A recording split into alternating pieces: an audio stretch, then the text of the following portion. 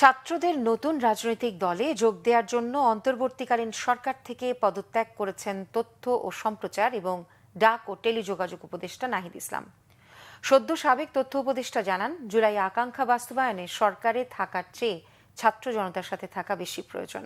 বৈষম্য বিরোধী ছাত্র আন্দোলন ও জাতীয় নাগরিক কমিটির উদ্যোগে নতুন রাজনৈতিক শক্তির সাথে যুক্ত হওয়ার বিষয়টি স্পষ্ট করেন নাহিদ। রকুনুজ্জামানের রিপোর্ট। মঙ্গলবার দুপুরে প্রধান উপদেষ্টার বাসভবন যমুনায় উপদেষ্টা পরিষদের অনানুষ্ঠানিক বৈঠক অনুষ্ঠিত হয়। সভা শেষে প্রধান উপদেষ্টা অধ্যাপক মোহাম্মদ ইউনূসের কাছে পদত্যাগপত্র জমা দেন তথ্য ও সম্প্রচার এবং ডাক ও টেলিযোগাযোগ উপদেষ্টা নাহিদ ইসলাম। পরে সংবাদ সম্মেলনে পদত্যাগের ব্যাখ্যা দেন জুলাই অভ্যুত্থানের অন্যতম এই নেতা। নিজের উপদেষ্টা পদ নেয়ার প্রেক্ষিত এবং দায়িত্ব পালনকালের মূল্যায়নও করেন।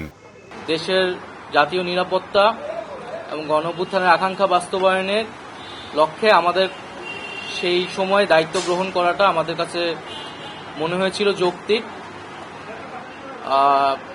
গত 6.5 মাসের প্রেক্ষিতে সরকার কাজ করছে, হয়তো আমরা আশানুরূপ ফলাফল এখনো পাইনি, কিন্তু আমার কাছে মনে হয়েছে যে সরকারের একটা স্ট্যাবিলিটিতে সরকার এসেছে।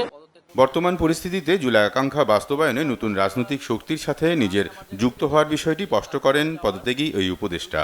দেশের বর্তমান যে পরিস্থিতি, সেই পরিস্থিতিতে একটি রাজনৈতিক শক্তির উত্থানের জন্য আমার রাজপথে থাকা প্রয়োজন, ছাত্র জনতার কাতারে থাকা প্রয়োজন, এবং আমরা যে গণতান্ত্রিক পরিবর্তনের আকাঙ্ক্ষা করি, সেই আকাঙ্ক্ষার জন্য আমার যে গণ অভ্যুত্থানে যে ছাত্র জনতা অংশগ্রহণ করেছে সেই শক্তিকে সংহত করতে আমি মনে করেছি যে আমার সরকারের থেকে, আমার সরকারের বাইরে রাজপথে আমার ভূমিকা বেশি হবে, এবং আমার বাইরে যারা আমাদের সহযোদ্ধা রয়েছেন তারাও এটি চান, এবং সেই প্রেক্ষিতে আমি মূলত আজকে পদত্যাগপত্র জমা দিয়েছি।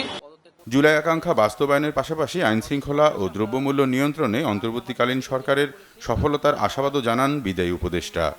আমি আশা করব যে অন্তর্বর্তীকালীন সরকার সামনের দিনগুলোতে জনগণের যে আকাঙ্ক্ষা, গণঅভ্যুত্থানের যে আকাঙ্ক্ষা, সেই আকাঙ্ক্ষা বাস্তবায়নে তারা সচেষ্ট হবে, এবং দেশের যে আইন শৃঙ্খলা পরিস্থিতি, সেই আইন শৃঙ্খলা পরিস্থিতি এবং দ্রব্যমূল্য নিরসনে তারা সফলতা দেখাতে পারবে।